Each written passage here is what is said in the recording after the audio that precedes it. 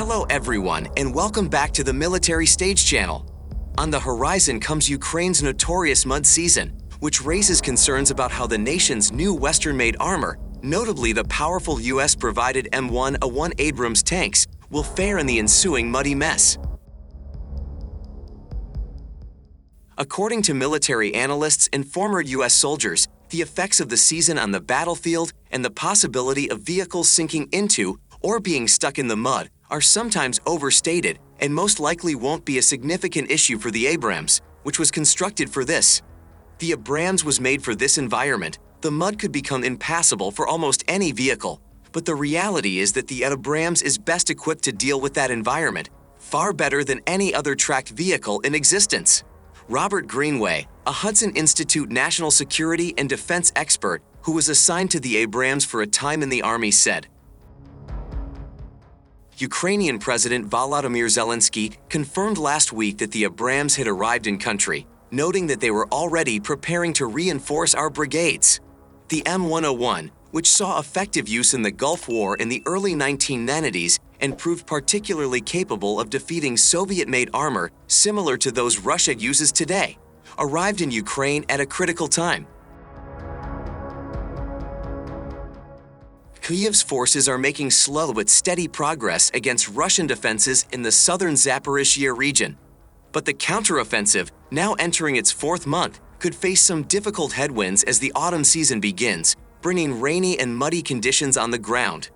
During the war's previous fall and spring mud seasons, periods in which the ground turned to sludge, reports of military vehicles and artillery on both sides getting stuck in the mud were widespread. But while that has at times been a problem in this war, the challenge posed by mud may sometimes be exaggerated, an expert who has closely tracked this conflict explained.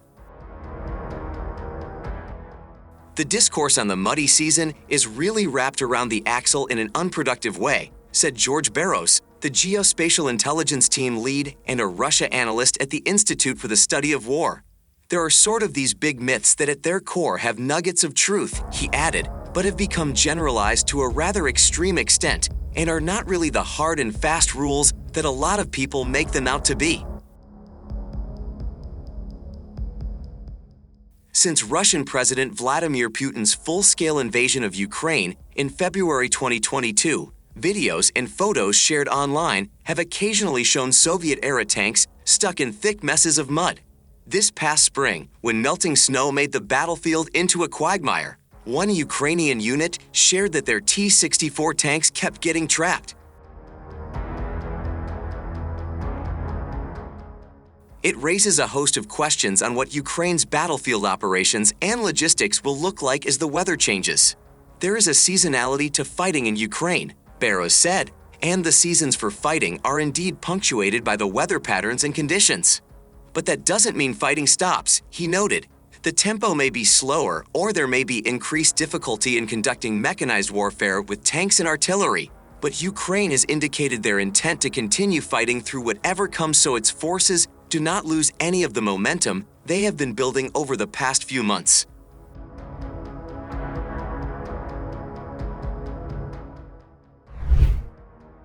Kyiv's troops could opt to use the same tactics they've been using to push against Russian defenses in the south over the past few weeks, tactics involving infantry advancing on foot with less reliance on tanks and fighting vehicles, but that is difficult to predict on an ever-changing battlefield. It's also too early to tell how wet the mud season will be. It'll depend on precipitation levels, and like any other larger country, Ukraine's different regions have varied climate patterns. Southern Ukraine, specifically areas around the Zaporizhzhia region, is one of the driest parts of the nation, according to historical meteorological data, with the oblast receiving little rainfall in comparison to areas in western Ukraine, like Kyiv, or regions to the northeast such as Kharkiv. So the Abrams may not even encounter thick mud, but it's possible.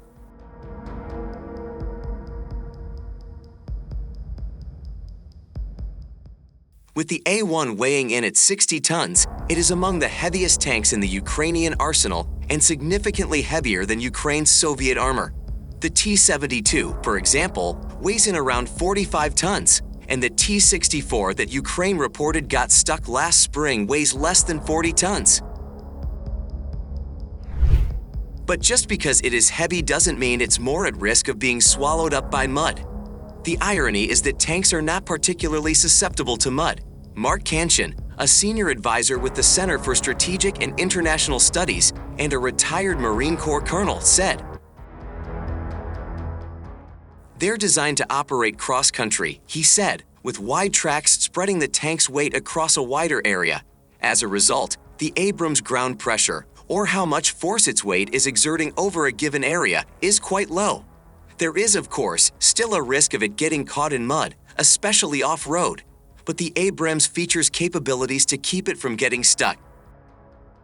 Not only does the tank have a powerful gas turbine engine, but the tracks and suspension systems were designed to allow the tank to move and fight across varied terrain, giving it maneuverability and agility despite its heavy weight.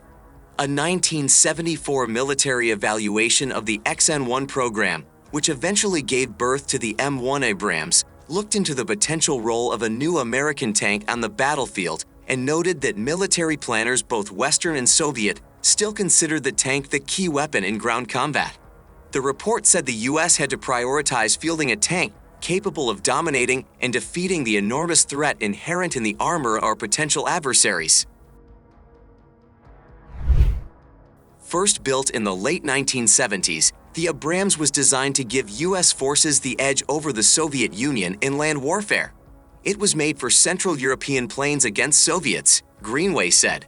That was its single-focused design parameter. It'll obviously work in other environments, and it has, but it was made to do this.